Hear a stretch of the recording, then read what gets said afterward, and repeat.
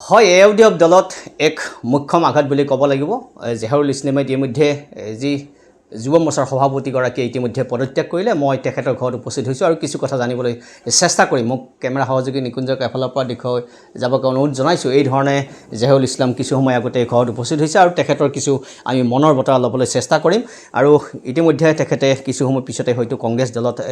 যোগদান কৰিব আমি কিছু সময় আগতে গম পাইছোঁ আৰু পুনতে আপোনাৰ ওচৰলৈ আহিছোঁ হয় কি ক'ব আপুনি কেনেধৰণে কিহৰ কাৰণে আপুনি পদত্যাগ কৰিলে কথাখিনি বহু আগৰ পৰাই কৈ আহি আছোঁ কিছু কিছু ক্ষেত্ৰত মোৰ সংঘাত হৈছিলে বিশেষকৈ দলটোৰ কিছু সিদ্ধান্ত দলৰ নেতৃত্বৰ কিছু সিদ্ধান্ত দলটো যিবোৰ সিদ্ধান্তত কাম কৰিব লাগিছিল এই সকলোবোৰ বিষয় লৈ পেলাই মোৰ কিছুদিনৰ পৰা সংঘাত চলি আছিলে আৰু যেতিয়া দেখিছোঁ যে মোৰ কথাখিনিয়ে খুব বেছি প্ৰভাৱ পেলাব পৰা নাই আৰু তেতিয়া মই ভাবিলোঁ যে যিহেতু মোৰ কথাখিনিয়ে কোনো প্ৰভাৱ পেলাবই পৰা নাই তো মই নিজে দায়িত্বৰ পৰা অব্যাহতি লোৱাই ভাল আৰু এই সকলোবোৰ চিন্তা কৰি মই মোৰ পদবীৰ পৰা পদত্যাগ কৰিছোঁ আপুনি ক'ত জইন কৰিব কেনেধৰণে জইন ৰাজনীতি কৰা মানুহ যিহেতু ৰাজনীতিৰ লগত জড়িত থাকিবই লাগিব বিভিন্ন দলে যোগাযোগ কৰিছিলে বা ময়ো কথা পাতিছোঁ এতিয়া শেহতীয়াভাৱে সিদ্ধান্ত লৈছোঁ ভাৰতীয় জাতীয় কংগ্ৰেছত যোগদান কৰাৰ কথা এই ধৰণে জেহাৰুল ইছলামৰ এই স্পষ্ট মত যে ভাৰতীয় জাতীয় কংগ্ৰেছ দলত যোগদান কৰিব আৰু এটা কথা ক'ব লাগিব যে জেহাৰুল ইছলামৰ যি বদৰুদ্দিন আজমলৰ পোনপটীয়া যোগাযোগ আছিল আৰু পোনপটীয়া যোগাযোগ হিচাপে বিভিন্ন ৰাজনৈতিক দলত বা ৰাজনৈতিক সভাত তেওঁলোকে অংশগ্ৰহণ কৰিছিল আৰু তেওঁলোকে সবিস্তাৰে প্ৰচাৰ কৰিছিল এওডিএফ দলে কেনেধৰণে কাম কৰিব বা জেহাৰুল ইছলামৰ লগতো এই বিভিন্ন ৰাজনৈতিক বাৰ্তালাপ কৰিছিল আৰু জেহাৰুল ইছলামৰ কোনো কথাই হয়তো শুনা নাছিল বা জেহাৰুল ইছলামৰ পৰামৰ্শ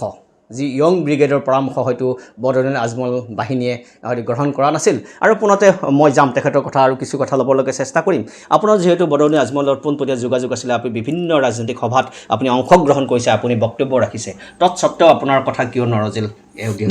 আজমল মই সভাপতি মহোদয়ৰ বিৰুদ্ধে কথা কোৱা নাই তেখেত মই আগতেও বাৰম্বাৰ কৈছোঁ যে তেখেতে কেতিয়াবা বল্ড ডিচিশ্যন ল'ব বিচাৰে বাট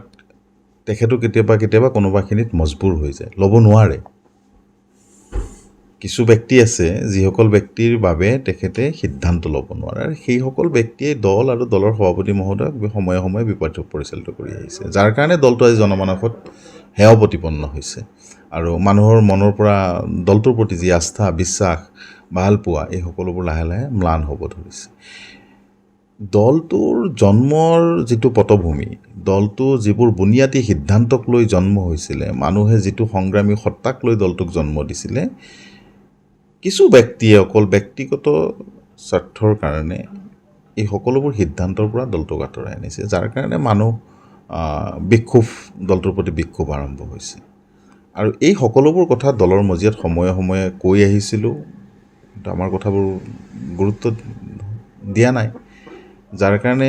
এই সিদ্ধান্ত ল'ব লগা হৈছে এই ধৰণে কিছু বক্তব্য ৰাখিছে আৰু আমি কিছু কথা জানিবলৈ চেষ্টা কৰিম আৰু আজি ক'ত জইন কৰিব কোন দলত জইন কৰিব আৰু কেনেধৰণে জইন কৰিব কাৰ নেতৃত্বত জইন কৰিব আৰু কি আশালৈ জইন কৰিব আমি পুনতে জানিবলৈ চেষ্টা কৰিছোঁ সাম্প্ৰতিক ভাৰতবৰ্ষৰ যিটো ৰাজনৈতিক পৰিস্থিতি এই ৰাজনৈতিক পৰিস্থিতিত বিজেপিৰ দৰে ফেচিষ্ট ৰাজনৈতিক দল এটাক ভাৰতবৰ্ষৰ শাসনৰ পৰা যদি উফৰাবলগীয়া হয় তেতিয়াহ'লে তাৰ নেতৃত্ব ভাৰতীয় জাতীয় কংগ্ৰেছে ল'ব লাগিব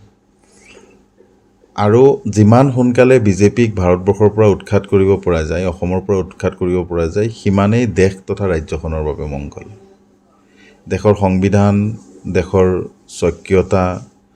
জাতি জনগোষ্ঠীৰ মাজত থকা সমন্বয় সংহতি ঐক্য এই সকলোবোৰ ৰক্ষা কৰিবৰ হ'লে বিজেপিক শাসনৰ পৰা উৎখাত কৰিবই লাগিব বিজেপিৰ ডিভাইড এণ্ড ৰুল পলিচি বিজেপিৰ ভাঙোন্মুখী চিন্তাধাৰাক প্ৰতিহত কৰিব লাগিলে তাৰ নেতৃত্ব ভাৰতীয় জাতীয় কংগ্ৰেছে ল'ব লাগিব আৰু আজিৰ তাৰিখত দেশখনৰ কাৰণে সংবিধানৰ কাৰণে সংহতিৰ কাৰণে ঐক্যৰ কাৰণে ভাৰতীয় সভ্যতাৰ কাৰণে ভাৰতীয় মানুহৰ কাৰণে ভাৰতবৰ্ষৰ উত্তৰণৰ কাৰণে আজিৰ তাৰিখত ভাৰতীয় জাতীয় কংগ্ৰেছে সকলোতকৈ গধুৰ দায়িত্ব ল'ব লাগিব আৰু মই ভাবোঁ যে আজিৰ তাৰিখত জাতীয় কংগ্ৰেছৰ হৈ কাম কৰাটোৱেই সঠিক সিদ্ধান্ত হ'ব ক'ত জইন কৰিব কেনেধৰণে জইন কৰিব আজি চামগুৰিত এখন ৰাজনৈতিক সভাত তেওঁলোকে যোগদানৰ বাবে আহ্বান কৰিছে আৰু মই যিহেতু খুব কম সময়ৰ ভিতৰত মই ইণ্ডিভিজুৱেলি গৈ যোগদান কৰি আছোঁ পৰৱৰ্তী সময়ত বাকী মোৰ যিখিনি আছে মই সেই বিষয়ে ইমান নাজানিম বিশেষকৈ ৰকিবুল হুছেইন ডাঙৰীয়া থাকিব বুলি গম পাইছোঁ প্ৰদ্যুৎ বৰদলৈ ডাঙৰীয়া থাকিব বুলি গম পাইছোঁ আৰু কোনোবা থাকিব মই ইমানখিনি গম পোৱা নাই যিহেতু কোন থাকিব বাকী তাতে যোৱাৰ পিছতহে গম পোৱা যাব এইধৰণে জেহুল ইছলামৰ আমি মতামত ল'বলৈ চেষ্টা কৰিলোঁ আৰু চামগুৰিত আজি কিছু সময় পিছতেই জইন কৰিব ভাৰতীয় জাতীয় কংগ্ৰেছ দলত আৰু এই অনুষ্ঠানত অংশগ্ৰহণ কৰিব ৰকিবুল হুছেইন আৰু প্ৰদ্যুৎ বৰদলৈ দুগৰাকীকৈ থাকিব তৎসত্ত্বেও তেওঁলোকে আৰু কিছু ব্যক্তি উপস্থিত থকাৰ কথা তেখেতে বক্তব্য দাঙি ধৰিছে কিন্তু এটা কথা ক'ব লাগিব যে মঙলদৈ সমষ্টিটো 26ত হয়তো সাধাৰণ নাগৰিকৰ কাৰণে মুকলিয়ে আগতেই এচিৰ কাৰণে সংৰক্ষিত আছিল মুকলি আছে আৰু এই মুকলি ক্ষেত্ৰত তেখেতে কিবা সপোন ৰচিছে যদিকে সেই কথা জানিবলৈ চেষ্টা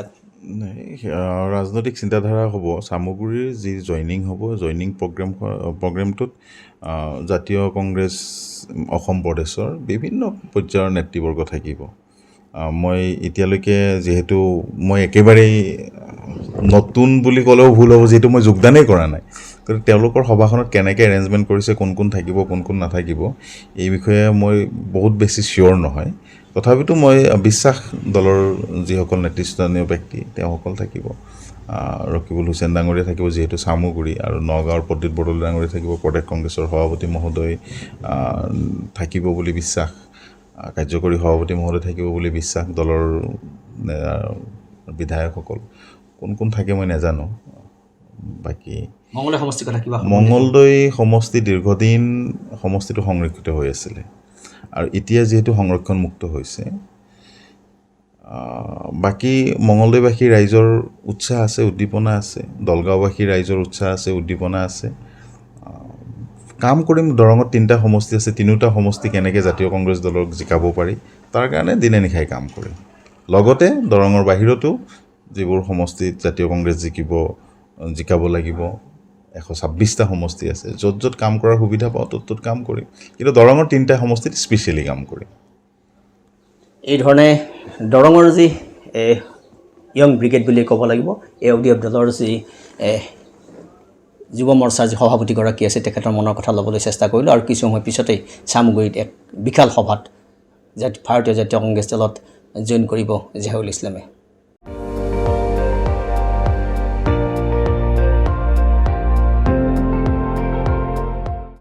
আপুনি চাই আছে ND24